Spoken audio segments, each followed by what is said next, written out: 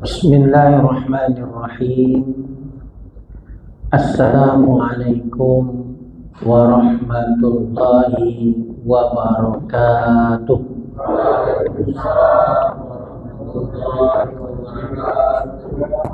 Akan mengkaji tentang toleransi berdasarkan dari surat Al-Kafirun.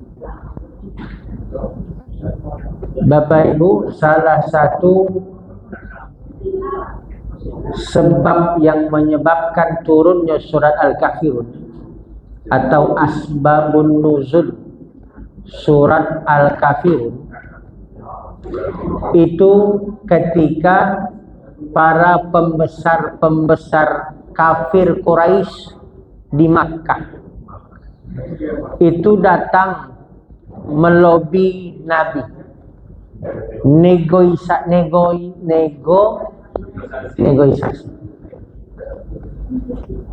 berasan agar jangan sampai ada kesenjangan antara yang diajarkan Nabi dengan tradisi nenek moyang di Makkah. Orang-orang Makkah itu sejak tradisi nenek moyang mereka menyembah berhala, patung.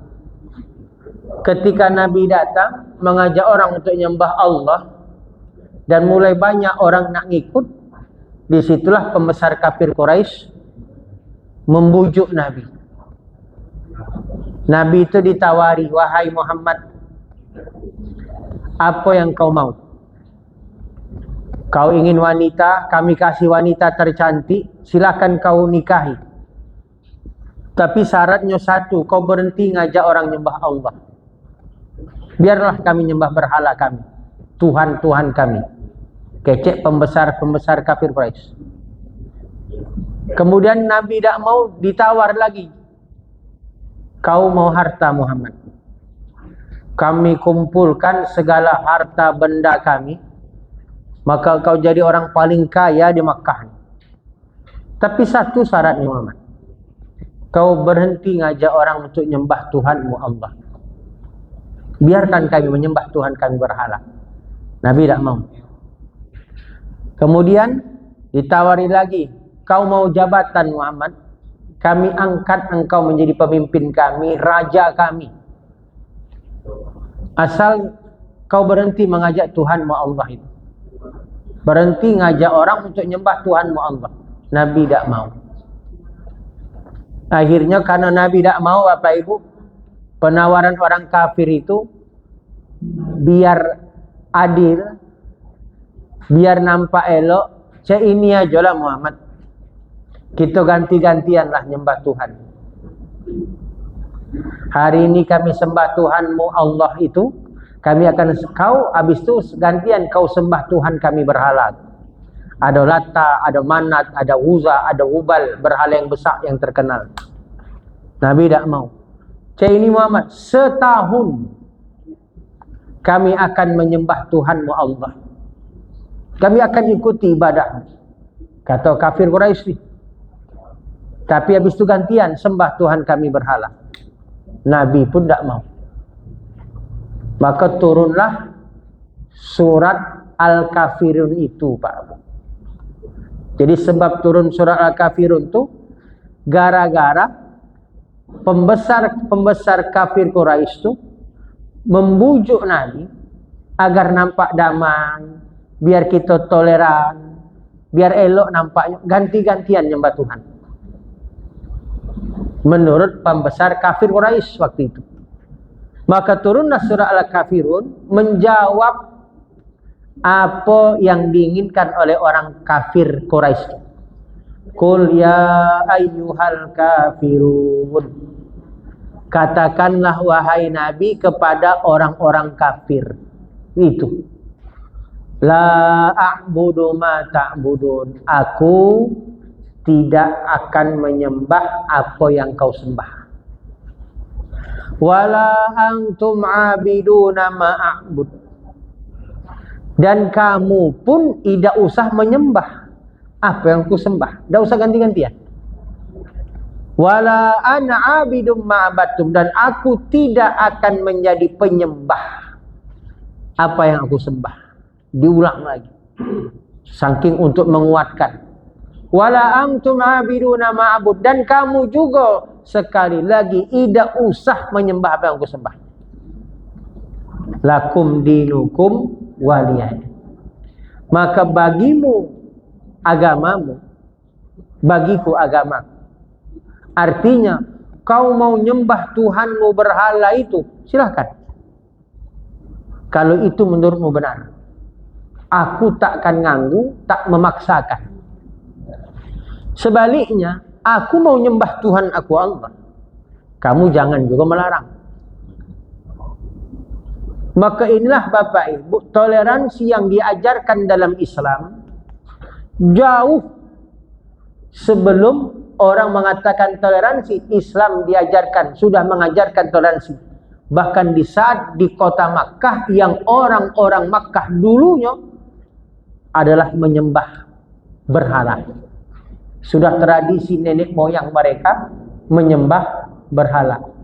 Apa pelajarannya Bapak Ibu? Bahwa toleransi itu menghargai sebenarnya, saling menghargai. Toleransi itu bukan ganti-gantian nyembah Tuhan. Hari kau ke masjid, besok ke gereja. Dah. Besok ke masjid, besoknya lagi gereja. Dah. Toleransi itu bukan berarti pas hari raya Islam pakai hari raya Islam. Pas hari raya bukan Islam, kita ngikut simbolnya. Bukan. Itu salah. Itu bukan toleransi. Itu berarti mencampur adukkan agama. Maka toleransi itu berarti Bapak Ibu menghargai. Lakum dinukum waliyadin, bagimu agamamu, kalau kau itu anggap benar silakan. Toleransinya apa kita Pak? Tidak nganggu. Toleransinya apa Bapak Ibu? Kita menghormatinya, tidak mencampurinya, tidak ikut-ikutan. Waliyadin, agamaku, ya ikut agamaku, aku agamaku. Jangan perlu diganggu, jangan diusik. Jadi toleransi itu saling menghargai, menjaga perasaan, tidak memaksakan. Karena Islam Bapak Ibu mengajarkan Al-Baqarah 256, la ikraha fiddin. Tidak ada paksaan dalam beragamaku. Jadi tidak boleh Bapak Ibu kita masukkan kau harus Islam. Tidak boleh. Karena kenapa? Kalaulah Allah aja nak jadikan orang kau beriman segala, sangat mudah bagi Allah. Tapi kan Allah tidak jadikan itu segala orang beriman. Kenapa? Allah suruh kita memilih. Nak beriman atau nak tidak beriman. Ada pilihan di situ. Dan toleransi juga tidak bisa kita mengatakan semua agama sama. Maka tidaklah tepat kalau menganggap oh semua agama ini sama. Semua agama ini benar. Itu salah toleransi. Kenapa? Karena konsep dalam agama Islam, inna dina indallahi al-Islam. Sungguh agama di sisi Allah itu adalah Islam.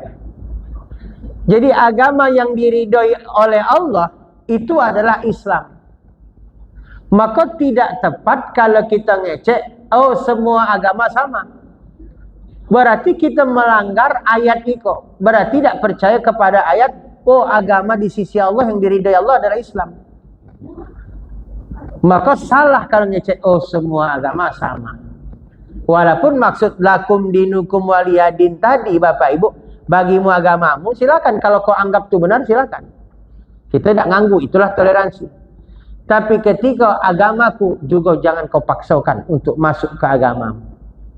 Nah ini Bapak Ibu, maka surat Al-Mumtahanah ayat yang di awal tadi, Allah itu tidak melarang kita. Ayat 8. Allah tidak melarang kita untuk berbuat baik kepada orang yang tidak beriman kepada Allah. Artinya kepada orang-orang kafir. Selama mereka tidak mengusir dari kampungmu. Selama mereka tidak memerangimu. Maka Bapak Ibu, kita wajib berbuat baik kepada orang-orang yang memang tidak memerangi agama kita. Maka ada istilah kafir harbi, ada kafir zimmi. Kafir harbi, kafir yang memerangi. Kafir zimmi, dia tidak memerangi. Nah, orang yang tidak memerangi agama kita, tidak mengusir kita, yang tidak mengusir ibadah kok, iko wajib juga kita tetap berbuat baik kepada orang. Bahkan kita tidak boleh mengganggu, bahkan membunuhnya. Kata Nabi, man qatala mu'ahidan, siapa yang membunuh orang kafir yang tidak memerangi agama kita, falam yarih raihatal jannah, dia tidak bisa mencium wanginya surga. Bayangkan Bapak Ibu, sempurnanya Islam mengajarkan ketika dia beda agama, beda keyakinan dengan kita, dan dia tidak memerangi agama kita, dia tidak mengusik agama kita, dia jaga hubungan, taat juga sama undang-undang, zimmiatnya, sama-sama taat, maka kita tidak boleh menyakitinya, membunuhnya, kata Nabi. Berarti kita diancam tidak bisa mencium wanginya surga. Jadi maksudnya apa Pak? Tetap menghargai, tetap memuliakan, tetap menjaga hubungan. Itulah toleransi itu. Nah Bapak Ibu, bertetangga pun macam itu. Kata Nabi, man kana yu'minu billah wal yaumil akhir falyukrim jarahu. Siapa yang beriman kepada Allah dan hari kiamat, maka kata Nabi, muliakanlah tetangganya. Jadi ukuran beriman kita kepada Allah dari kiamat itu Pak Abu, salah satu hadisnya, tengok bagaimana kita memuliakan tetangga. Tetangga itu ada 3 jenis.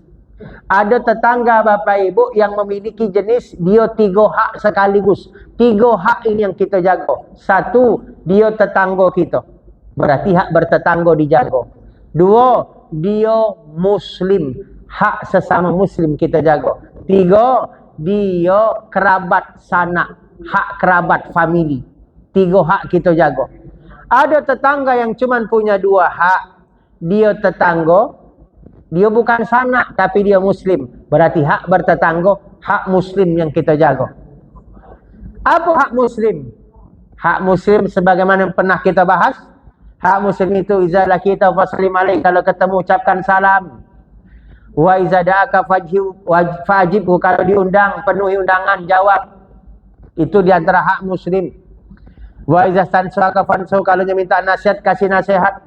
Wa iza atisa fa'amilallah fasamidhu, kalau dia bersin doakan. Wa iza marida faruhu, kalau dia sakit tengok. Wa iza mata fatba'u, kalau dia mati urus, fardu kifayah. Ikut tetangga punya 2 hak, dia tetangga, dia muslim. Dan ada tetangga yang dia cuma punya 1 hak, jenis tetangga yang ketiga. Dia cuma punya 1 hak. Siapa dia? Dia tetangga kita. Muslim tidak, sanak juga tidak, kerabat dah tidak. Tapi dia tetangga, hak bertetangga. Salah satu cara menjaga hak bertetangga, apa kata Nabi? Man kana yu'minu billah wal yaumil akhir falyukrim jarahu. Siapa beriman kepada Allah dan hari akhir, maka kata Nabi, muliakan tetangganya, walaupun dia berarti non muslim. Ada kisah Bapak Ibu, Imam Hasan Al-Basri itu dalam satu kisah, tinggal di rumah bertingkat, rumah susun bahasa kita. Dia dapat lantai bawah, di atasnya orang Yahudi kafir. Air WC orang Yahudi kok Pak Bu bocor, jatuh di posisi kamarnya Imam Hasan Al-Basri, ulama besar kok Pak. Ditampungnya air itu Pak, tiap penuh buang, tampung penuh buang. Itu didiaminya bertahun-tahun. Suatu ketika sakitlah ulama kok Imam Hasan Al-Basri. Maka ketika sakit, orang-orang tetangganya yang satu rusun kok nengoknya, nengok masuk ke dalam kamar. Kamarku bau. Orang yang datang kok termasuk Yahudi yang tinggal di atas rumahnya nengok. Apa bau kok? Oh, air WC. Tengok jatuh dari atas. Ya iko WC aku kece Yahudi kok. Posisi. Netes. Bertanya lah ya kafir kok dekat imam. Kok imam? Lalamu air kok netes. Lalamu kece. Lah berapa lama? Tak tahu lah, mungkin tahun-tahun. Kecek kafir kok. Kalau lama imam, ngapa kau tidak ngecek ke aku air WC kau bocor? Mak pacak aku berijo kecek kafir kok. Bahasanya cek itu. Apa kecek imam? Aku takut menyinggung perasaan. Karena agamaku mengajarkan memuliakan tetangga. Aku tidak mau nyakiti kau. Maka aku biarlah kau tampung penuh buang, penuh buang, penuh. Itu cara aku memuliakan biar kau tidak tersinggung. Ya Allah.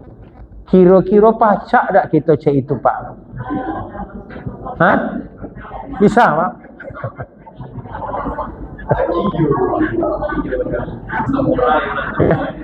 Ya Allah. Akhirnya Bapak Ibu dapat dia hidayah. Aku nak ikut dalam agamamu ini. Satu kafir. Betapa mulianya agamamu mengajarkan cara bertetangga sampai cek itu. Takut nyakiti tetangga. Ya Allah.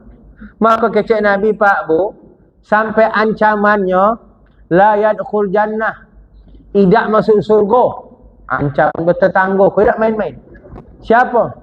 Man la ya'man jaruhu bawa'iqau. Yang tetangganya merasa tidak aman, merasa tidak nyaman gara-gara kita. Tak masuk surga kita dijamin Nabi Pak. Hati-hati Pak. Bertetangga, kau tidak main-main rupanya. Sampai diancam Nabi, tidak masuk surga. Dan bertetangga itu Pak Bu, langsung Allah yang perintahkan berbuat baik ke tetangga. Wa'budullah wa la tusyriku bihi syai'an. Sembahlah Allah, jangan kau berbuat syirik kepada Allah dengan sesuatu apapun. Wabil walidaini ihsana, dan berbuat baik kau kepada orang tua. Wabizil kurba, berbuat baik kepada kerabat, sanak. Wal yatama, berbuat baik ke yatim. Wal masakin, berbuat baik ke miskin. Wal jarizil kurba wal jaril junub, berbuat baik kau kepada tetangga, baik dekat maupun jauh. Tetangga disuruh kita berbuat baik. Siapa yang nyuruh berbuat baik? Allah langsung. Bayangkan Pak, wasahibu bil janbi, dan temanmu, wa bani sabil, orang dalam perjalanan. Bayangkan Pak Bu, wa ma malakat aymanukum, dan budakmu. Kita disuruh berbuat baik kepada tetangga dalam satu ayat An-Nisa ayat 36. Artinya tidak kaleng-kaleng tetangga kita tu Pak. Wajibnya kita berbuat baik setelah nyembah Allah, berbaik ke orang tua, kerabat, yatim, miskin, tetangga. Sampai apa kata Nabi? Mazala Jibril yusini bil jar hatta zanantu sayuarisu. Sering nian Jibril tu ngasih wasiat kepadaku. Apa kata Nabi? Apa wasiat Jibril kepada Nabi? Berbuat baiklah ke tetangga, berbuat baiklah ke tetangga, berbuat baiklah ke tetangga. Saking seringnya Jibril berwasiat kepadaku berbuat baik ke tetangga, sampai aku pikir tetangga masuk jadi ahli waris, kata Nabi. Tapi untungnya tetangga tidak masuk ahli waris. Tetangga itu siapa? Ada muslim, ada non muslim. Nah, kepada non muslim selama dia tetangga, kita ternyata tetap wajib berbuat baik. Itulah indahnya Islam tu Pak Bu. Mengajarkan kepada kita, ternyata berbuat baik itu tidak boleh hanya kepada muslim saja. Selama dia tetangga, dia non muslim dan tidak memerangi, pun kita wajib juga berbuat baik kepada tetangga kita. Terima kasih Bapak Ibu, mohon maaf lahir dan batin. Kita tutup doa kafaratul majlis sama-sama. Subhanakallahumma bihamdika asyhadu an la ilaha illa anta astaghfiruka wa atubu ilaik. Assalamualaikum warahmatullahi wabarakatuh. Sabilud dumu'i sabilun murih tanahada ya sahi kay tastarih wa